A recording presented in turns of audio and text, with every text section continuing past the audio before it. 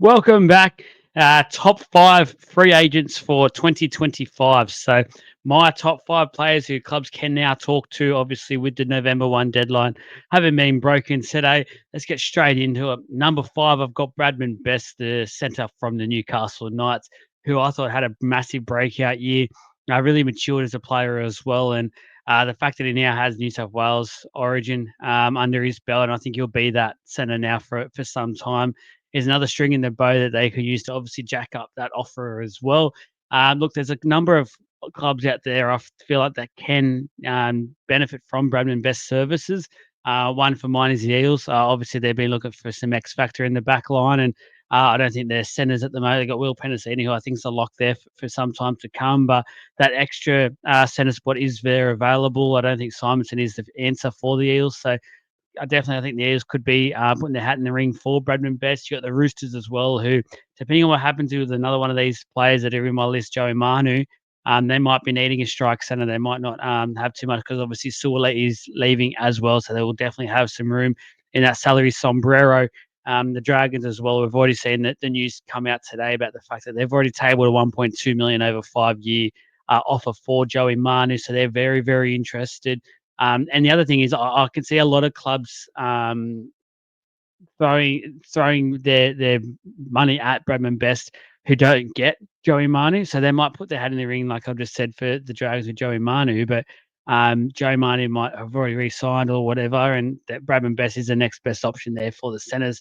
Likely destination for mine.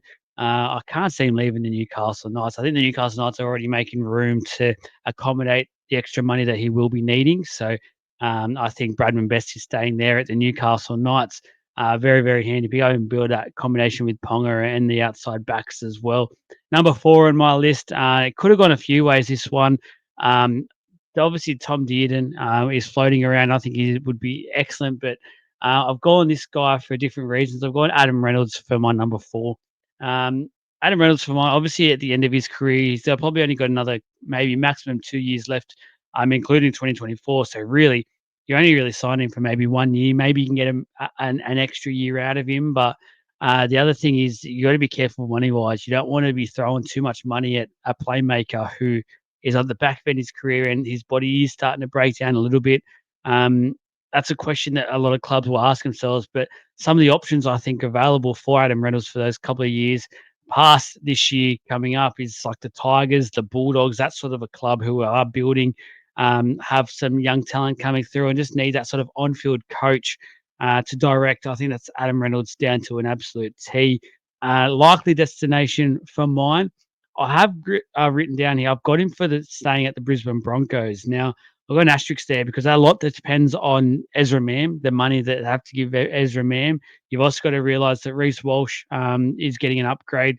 I expect that to happen in the next couple of months, and other players like Payne Haas and a lot of their Carrigans and the forward pack as well. So it's just about what sort of money that the Broncos can agree with for Reynolds. If Reynolds is still wanting that bigger pay packet up around that 800,000-900,000 mark, or he's happy to take a bit less to stay with a side that's going to be contending with grand finals for the next few years. At the moment, I can see that him staying with the Broncos. Number three on my list is Jerome Leilua. Obviously, a lot's been talked about with Jerome Leilua having a manager, things like that, not having a manager, doing things himself. I think he's now signed on to another management firm, but a lot of talk about what he should do. Should he stay at Penrith? Should he test his open market value, which he's clearly going to do now? I know a couple of clubs are already expressed interest in Jerome Leilua. Can he do it away from the Penrith system? That is the big sort of question mark, I think, for a lot of people that have over Jerome.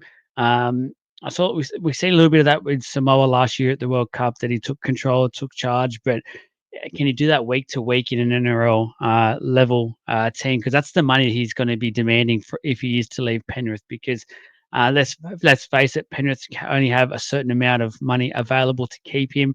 It is going to be a lot less than what he'll get on the open market going to some of these struggling clubs, and that leads us to the options. Obviously, we all know about it, like the Bulldogs, Tigers, probably the Dragons as well. Um, for mine, the likely destination for him, I can't see him staying at Penrith with the money that's going to get thrown at him. I just can't see him staying at Penrith.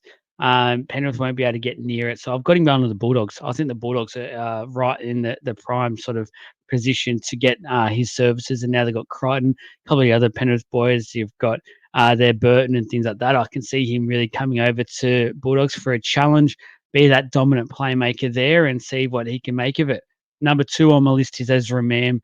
I think he had an absolutely breakout year, and to sum it up, a hat trick and a grand final is insane. So, absolute weapon of a year for Ezra Mam, and I really think he deserves a really sizable contract. A couple of the options for him, I can see. I don't think he'll be moving away from Queensland. So I've got like the Titans and the Dolphins just around there.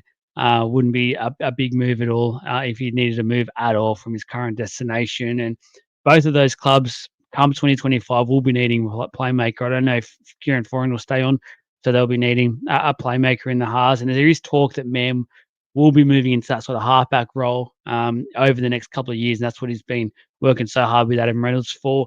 The Dolphins as well. They've obviously got no prime playmakers at the moment. Ezra Mam could really fit that bill, and we've already seen them sign a number of Brisbane Broncos, so that culture, that mateship will still be there for Ezra Mam. Likely destination, I think Broncos will move heaven and earth to keep Ezra. I think if that means they lose Adam Reynolds, they will go that way. As I said earlier, they're priming him up to take over that number 7 jersey. I think he will do that in the next couple of years, and I think he's going to be one of the better playmakers in this competition within the next 2-3 years, and really take over that, challenging players like Nathan Cleary, things like that, for that number 1 mantle. Not saying he'll get there. Do not shoot me for that.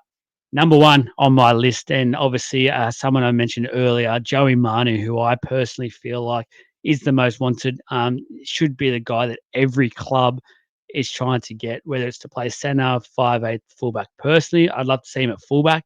I think that's where he gets his best footy, float around the field, so dangerous.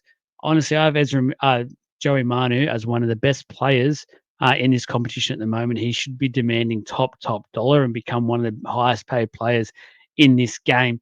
In saying that, the options, obviously, we've seen the Dragons come out and table that offer that I mentioned earlier, and big money, 1.2 million. But to be honest with you, I think he's worth more. I think there'll be clubs that throw more at him. So it is over a 5-year deal, which is fantastic for Joey Manu. But the salary cap's going up and up and up as we get better TV deals and things like that. So I don't know if 1.2 is going to be enough. I think clubs will be throwing more than 1.2. Some like the Eels as well. I think the Eels will benefit going after him if they move Gutho to the centres. They can accommodate Joey Manu, and we keep hearing that Eels want that X factor player.